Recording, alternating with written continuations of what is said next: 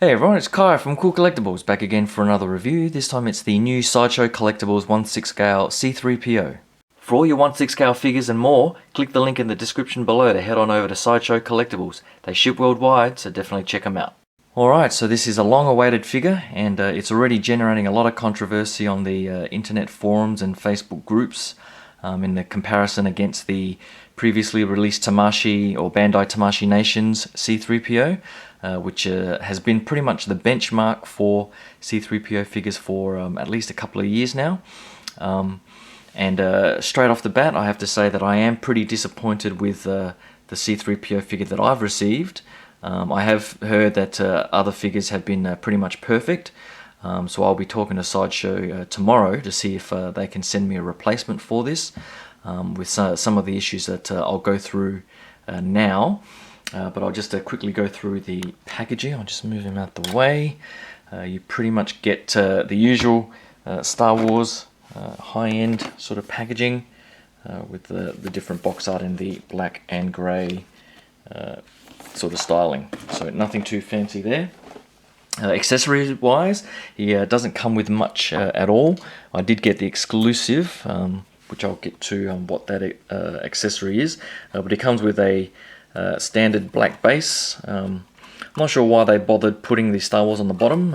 I probably would have preferred it on the top, to be honest, similar to the other figures, or at least a sand base or something a little bit more unique for C-3PO, because this is pretty boring, but nothing we can do about that. It comes with two droid restraining bolts that are magnetized, and the magnet is pretty damn hard to find. I had to sort of move him pretty much all over the damn chest to try and find where the magnet was. So I'll give you a look at that now. So you pretty much, well, the magnet is just there, and you pretty much slide it around somewhere here, and if you don't find the exact spot, it tends to fall off. So I found it there. So you'll see it sort of sticks there fairly well after you've sort of found the spot, and it looks okay, but I'll not sure if I'll display it with that or not, depending on how I've displayed my R2, to be honest. Now, because I got the exclusive version, it comes with this separate broken arm, which I think is from the scene that after he got attacked by the Sand People, I believe. I can't actually remember if he lost his arm there. He might have. And that's where I think he got his dent on his head and so on. But the detailing in this isn't too bad. It's not separately sort of molded or applied wires, but it's all sort of just plastic molded together. It doesn't look too bad. The paint app and the detailing is pretty good. And you just have this sort of shoulder outer cover that fits over like this. I'm not even going to bother trying to put this on, to be honest. I'm never going to display it like that, and I've heard that it's fairly painful to try and remove the shoulder, and I'm not going to try and do it and risk breaking anything, to be honest. So I'll leave it at that.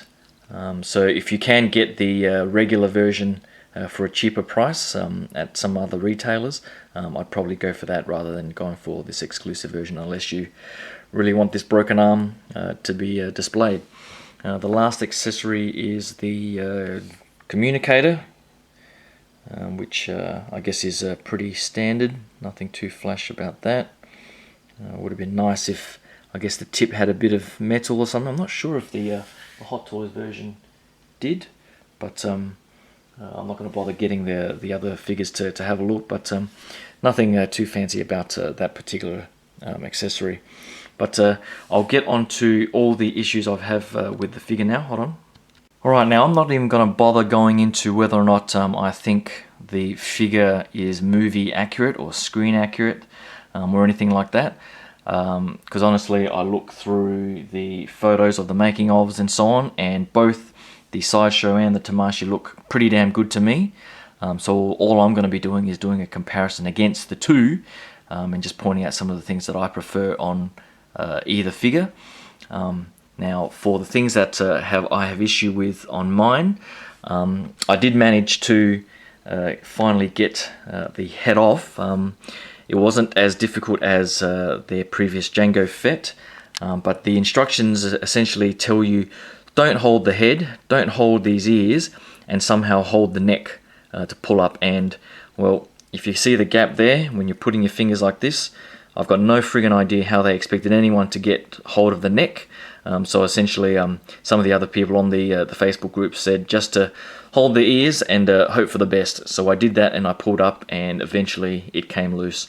And once you do that, you can pull out the battery tab, the plastic tab. And once you do that, the batteries that are in there are enabled, and you can just tap this touch-sensitive spot on the back of his head here, that little round thing, and his lights, his eyes will come on. And they are pretty good. And apparently, by all accounts, these are better than the Tamashii lights, which were apparently a blue color and were too bright. I did show that in my review maybe a year or so ago of the Tamashii, but I haven't bothered putting batteries back in there to have a comparison of that. But either way, I'm not going to be using these electronic features too much, but overall it does work pretty well on the Sideshow version. Now, the overall gold paint app isn't too bad, but some of the issues I have that I don't know, some collectors might be okay with, but I guess they just all add up and annoy the crap out of me. So for example, there's just not intentional blemishes on the paint app. So say for example, there's the little black chip on the side of the mouth there. There's this weird mark on the chest here, which just you can feel that sort of touch to it over the texture of the smooth metal or the plastic here. So it looks like that's been sort of affected during that paint process or something like that.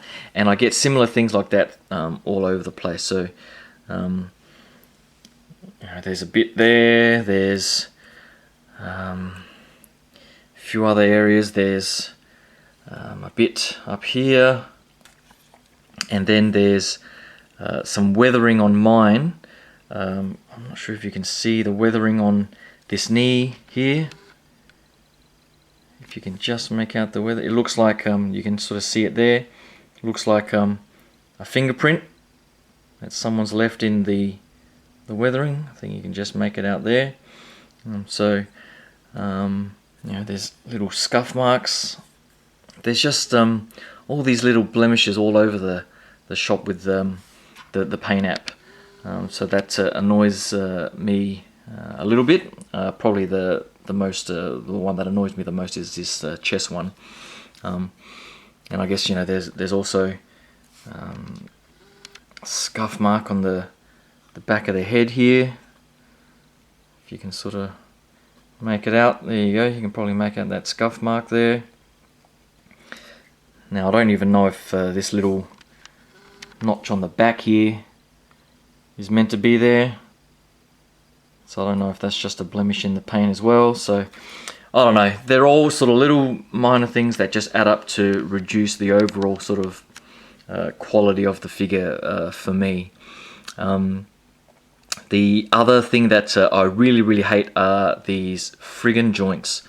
You know, on the old Tamashii, people used to complain that the pistons were too thick and too big, but at least for me, they were working pistons with telescopic action, and they slid up and down on their tracks with no issue at all.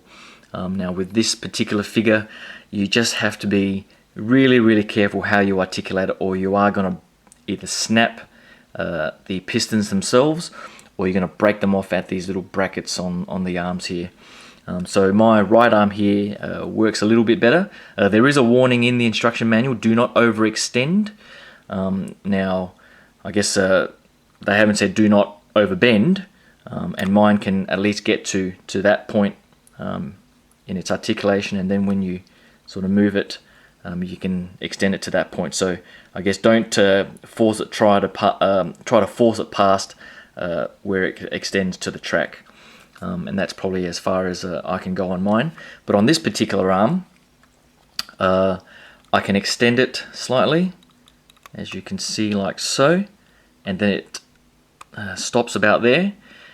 But then when I try to bend it, it stops there, and then if you see, if I try to push any more, this piston here starts to flex outwards, and for whatever reason the slider on the track there just will not go past that joint, but past that point, so I can't bend this arm any further than that. If I try, it will snap that right off, so I'm just going to have to flag that to Sideshow to see if they can send me a replacement to at least give me one that can bend the arms there. You also have to be careful here. It does feel like there's a lot of stress on this particular point here. When you sort of flex it back, there are times when this gets stuck and it'll flex this outwards, and I've seen some cases in photos on the forums where with that flexing outwards, this little joint here just pops off, and once it pops off, it's pretty much broken because that's just a little plastic joint there. So that is a very annoying point for me. The other annoying point is the hands. Now, I guess one of the selling points was that these were fully articulated fingers, similar to, I guess, the Iron Man figures from Hot Toys, and I have to say that these are not implemented in the same sort of quality way of those Iron Man figures. The joints, they do feel like they're going to break if you try and push them down too far, and so my little pinky finger can pretty much only go that far. These fingers here seem okay. The biggest problem I've seen across the forums is the thumb. Now, there have been a lot of reports that the thumb in some cases has been, the joint there has been installed in reverse, and so you cannot bend that joint to at least try and hold the comlink. So for mine, that's as far as I can bend it. Now, I have seen some photos where people have said they've got a good set of hands and they can essentially fold their fingers into a fist, essentially. Pretty much what was demonstrated in the Sideshow promotional video for Threepio. But for mine, on both hands, that is about as far as I can bend it, which is another thing that annoys the crap out of me. So I guess they're the main points, I think. Articulation wise, what I do like is the ball joints in the ankles, and so you can have the slight rocking action. So if you do have his feet a little bit further apart, you can make his feet flat on the ground. But for the most part, I think 3PO looks best with his feet closer together, as most protocol droids do have. But they are firm, and they don't feel like he's going to topple over with that. And I guess there's another sort of blemish there with all these scratches on the side here, which you can tell where they've done intentional weathering and where it's just the gold scuff marks being scratched and so on. So on the weathering, some from a normal sort of viewing distance, they don't look too bad, but I guess some of the ones that do look a little bit weird are the ones on the head, especially the sort of bleeding lines. Just look a little bit heavy-handed. It probably does come out worse on camera, and in hand not so much, but yeah, I think they could have done a better job with the weathering. What else annoys me? I guess because it's all plastic, it has these sort of mold lines. Like you can see that sort of center line along the armor there, where you don't sort of see that on the Tamashii. So you can probably make it out right there, where it just doesn't look very well finished along there. Also, the hands, I found these little tips here to be very, very soft. You can see that my little tip here is a little bent out of place, and that was the way it was straight out of the box, so you might just be able to bend that back a little bit, but just be careful you don't snap the whole thing off. The wires on here are not real wires, they're sort of just molded on top of this plastic torso here, but I do think they look pretty good, and on display you can't really tell much of a difference there, so I guess that's a pretty decent compromise for that particular look. And I actually think the way they've done this actually looks better than what I saw of the larger scale premium format figure, which I didn't think looked very good at all when I saw that in hand a year or so ago. But that is pretty much it for the issues I have with the figure. Articulation wise, the knees go pretty much that far, which I guess isn't too bad. It's just hindered by that joint there, and it's all friction joints, so it's there's no ratchets that I can see. The waist here splays out quite a bit further than the Tamashii, I think, but I will grab the Tamashii in a second to show you guys. So at least the legs sort of have a bit more articulation range, I guess, if you want to call it that, for this figure. But for me, that's really pretty much ruined by the terrible sort of articulation in these pistons here. So yeah, these pistons, they do not telescope. All they do is slide up and down these tracks, and I think that is what is putting a lot of the stress on those particular joints to flex and break. Alright, so apart from that, the overall mold and the overall look of the figure, you know, I think only the most anal collectors will say, you know, that it doesn't look like 3PO, or there are a whole bunch of screen inaccuracies or whatnot. But I'm not going to go into that. What I will do now is I'll grab the Tamashii and give you guys a quick overview of that figure, and then compare it against this 3PO here from Sideshow. Alright, so here is the Tamashii on the left and the new Sideshow figure on the right. I guess I'll try and just stand them straight next to each other and give you guys a comparison of the head sculpts. To my eyes, they're pretty much the same. I'm not even going to sort of go through like I've seen some collectors on the forums and so on go through the you know, diameter of these friggin' round things on his eyes and the angles of his chin and so on. To me, they look very similar. So overall, I'm happy with the sort of underlying mold of the design. I guess for me, this Tamashii here, in terms of just simply build quality, far and away exceeds the Sideshow in terms of build quality. I'll just give you a demonstration just on the articulation of the elbows here. So I showed the articulation on the Sideshow figure, but you'll see here on the Tamashii, the way they've done it, I mean, these tracks, you can pretty much slide that piece along the track, and you can see it telescoping already like that.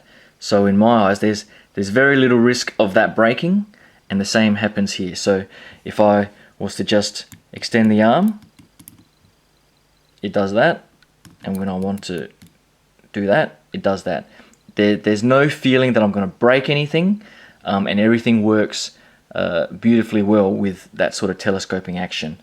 Alright, so people have complained that these are too large in scale, but I guess I would have opted for functional pistons rather than thin pistons that run the risk, the very real risk of breakage. So just side by side, you can see that the pistons are a lot thinner on the Sideshow, but for me, I prefer the working pistons on the Tamashii. Now, from an articulation perspective, you know, both of them rotate at the shoulders.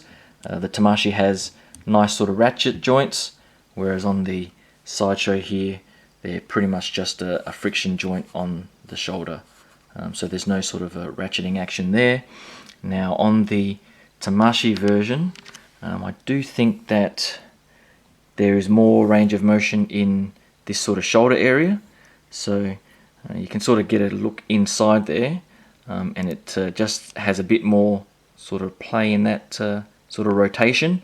You can rotate the arm and have a bit more of that action there.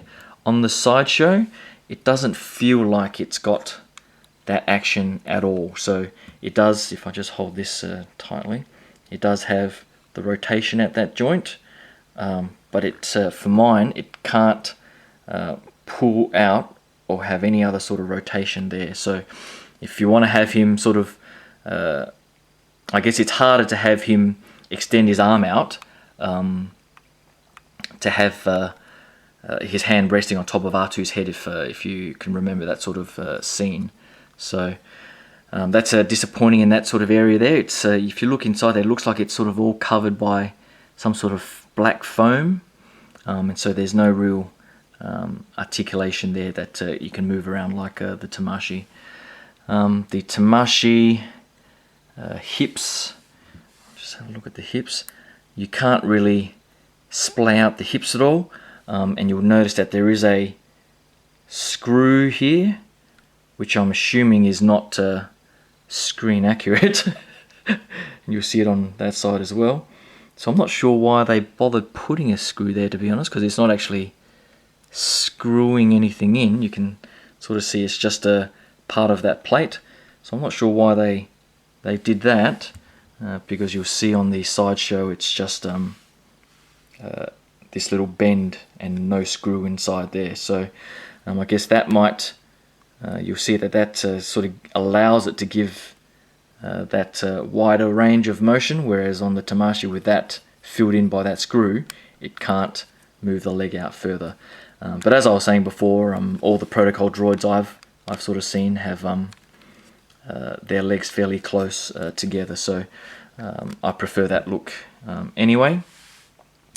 The other differences, the size of the hands. I guess you'll see that the Sideshow version has pretty massive hands. The Tamashii are probably more in scale with the figure itself, and look a little sleeker, but I guess you do have to swap those out on the Tamashii to have the different gestures, whereas the Sideshow 3PO is I think the first one to have articulated fingers. So I don't know, I actually prefer if they actually implemented the fingers in the same way as the Iron Man figures and allowed the thumbs to actually bend and so on. I probably would have preferred this, but for now I'll have to go and side with the Tamashii version.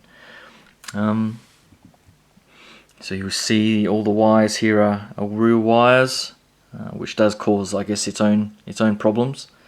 The knees, as you'll see there, are nice firm ratchets, which I like, and the ankles, they are on a bit of a sort of rocking joint, but not as good as the Sideshow ball joint.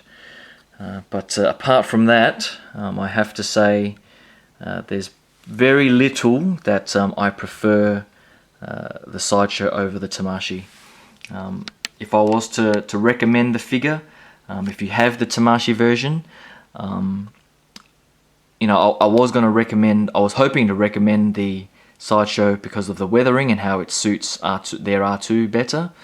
But in the end, if you've already got the Tamashii, I see very little reason why you would need to bother even getting this Sideshow 3PO. Now, I guess if you don't have the Tamashii, and you do want a 1/6 scale 3PO, it really depends on whether or not you can get the Tamashii for a good price. I guess for me, I got both of these at essentially retail, and with the exchange rates even as of now, I ended up getting the Tamashii version cheaper than the Sideshow, which I guess is amazing when you think about it, and how the price of the Tamashii has increased over the last year or two. But I'm definitely glad I've got the Tamashii now that I've got this particular Sideshow 3PO. So I'm not sure what else I can do to compare. I guess some of the molding differences. This sort of circular area in the center here is different, as you can see. But again, I'm not going to get into what's more screen accurate or not.